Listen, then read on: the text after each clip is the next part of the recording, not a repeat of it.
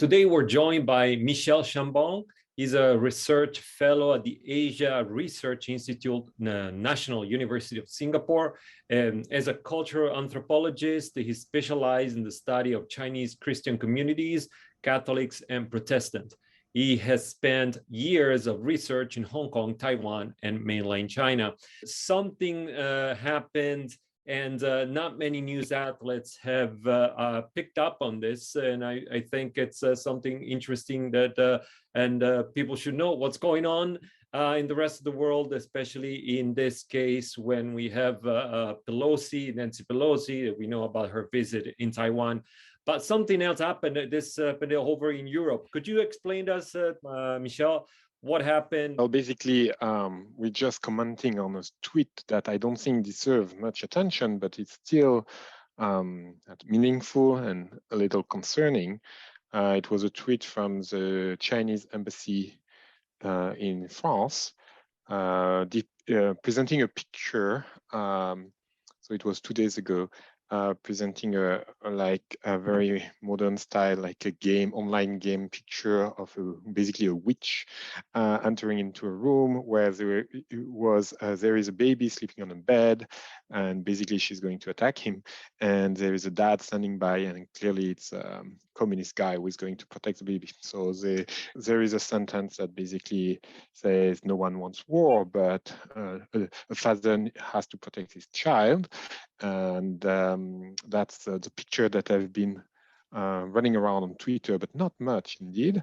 The funny thing is that the Chinese embassy in France decided to pick up on this picture and to share it with hashtags on Nancy Pelosi visits in Taiwan to make clear what was the message about.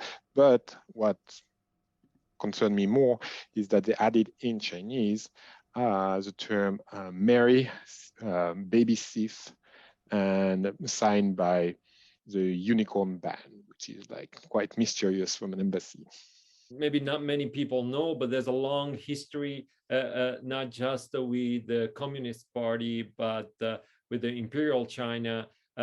Let's say there has been some friction with religion, especially since the first missionaries arrived in China. Could you just give us a brief mention about what happened in the past centuries?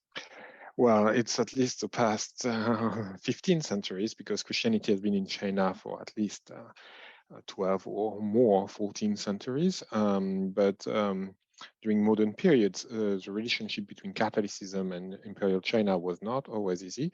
Chinese courts feeling threatened by the papacy, even banned and persecuted Christianity. In Christianity, Catholicism was first not perceived as a foreign threat. It was perceived as a social disruption, threatening the Confucian order. It's only in the 19th century that it became portrayed as as a foreign aggression with Western colonialism.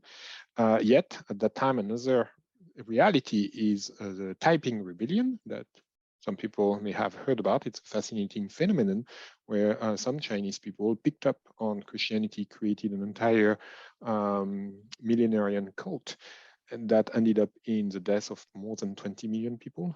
So Christianity became a real social disruption in China. So the long history of Christianity in China is highly complex, sensitive, and in the 20th century, when the communists decided to propose a new political order, a new social project for China, it was partially built against Christianity, and especially Catholicism, perceived as a Western colonial power. And what's concerning to me is that this image, and especially the Chinese subtitle, is directly referring to that, calling Nancy Pelosi a witch and calling her Mary, the thief of babies. Right, and also because you mentioned in your piece, which everybody can read, we'll put a link below.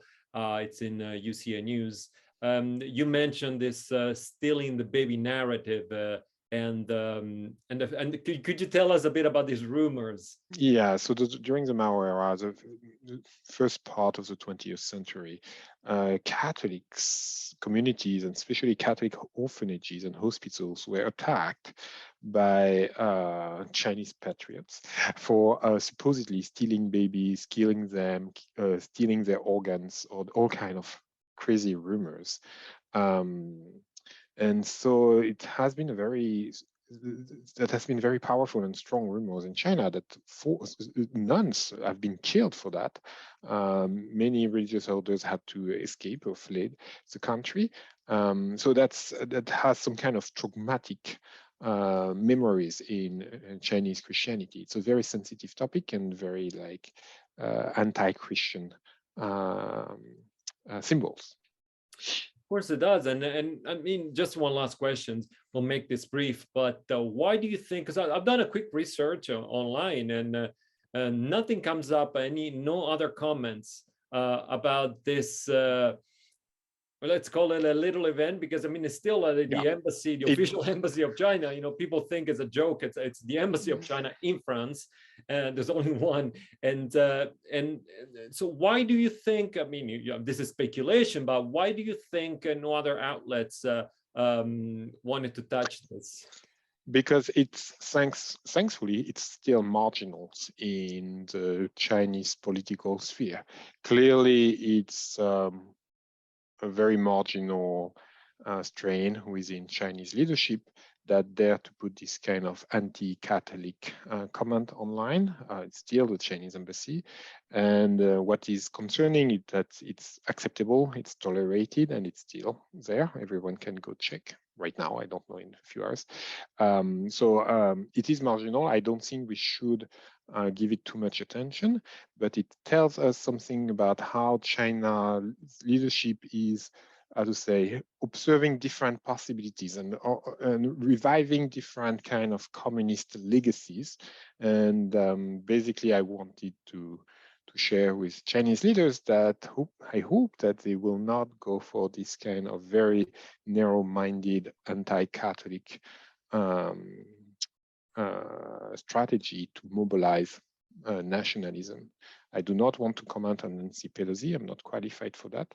But using a religious symbol like this, the Virgin Mary, in this way, as a witch, I think it's highly offensive, not to the West, but to 1.3 billion Catholics, but also Muslims, Kaudai, and even Hindu pilgrims. We do revere the Virgin Mary. So I don't think it's a very smart strategy from China to go for this kind of narrow-minded anti-religious narrative.